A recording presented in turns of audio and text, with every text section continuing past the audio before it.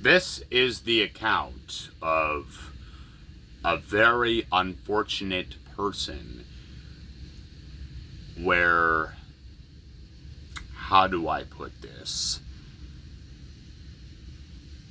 He was under house arrest in North Korea. Yeah.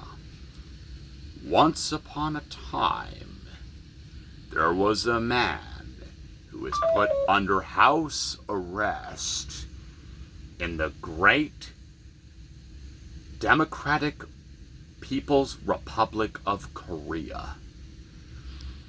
They locked him in the house. They shackled his ankles to the concrete floor. Fortunately for him, the chains were about 100 feet long, so he could move about the house relatively freely. A few days go by, and then he realizes ain't nobody gonna bring him food, right? Yeah. One day, he looks outside, and an ice cream truck pulls up, and the little kids all get the ice cream, and one of them runs up to his window and goes, "This is yummy ice cream, and you can't have none." The man says, "Give me some! I'm hungry! I'm starving! Help! Help!" A couple days later, Meals on Wheels shows up. Then, a Mexican taco truck. Then, a farm truck has an accident in front of his house, and all the food rolls into the driveway, but he can't get any. Oh no. Then, and only then, he gets the brilliant idea of sawing his arms and legs off with a table saw, and cauterizes his wounds upon the hot stove. He cooks and eats his arms as best he could. But then, while he was asleep, Kim Jong-un and his cronies personally paid him a visit. They brought a live deer and a loaded AR-15. Brand new loaded AR-15, and mounted it on the wall. The man wakes up, and there's a deer in his living room, and he can't shoot and he sees an a loaded AR-15 on the wall.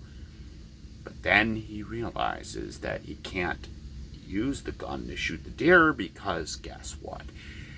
He ain't got none, so to speak. He has no arms, you see, because he chopped them off and he ate them. And then he sees the deer has a little electronic device on its neck. And then it plays.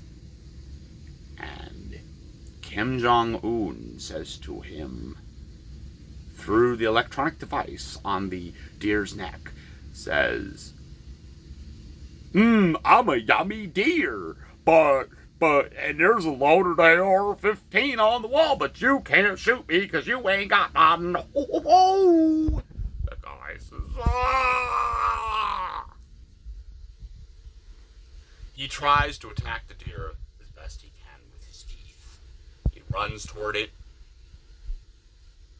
The deer gets up on its hind legs and kicks him in the face. He has a concussion and gets knocked down. He wakes up. The deer is not there. He decides to go get a drink of water. But the sinks aren't even running anymore. So, he's sitting there in house arrest with his anklet. More like a medieval shackle hooked up to a chain, hooked up to his foundation. Right? There's no water, and the hours turn into a day. And he's parched. I mean, he's not only starving to death, but now he's thirsty on top of it. Kim Jong-un gets out of his limousine in the driveway, and he sets up a picnic table and a big, gigantic cooler full of bottled water and Budweiser.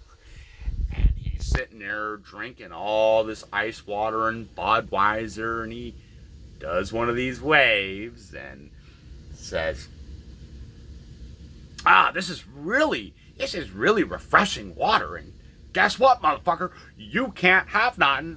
The guy says, oh, I'm dehydrated and I'm hungry, please. And then he dies.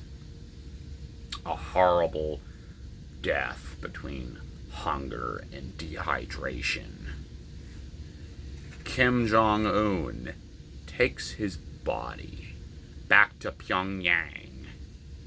They fillet it. The guy's name was Bob, right? Right.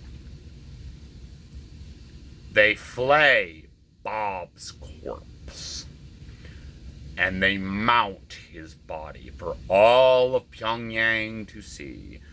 And in Kim Jong-un's palace, where a bearskin rug should be, there was a bobskin rug instead.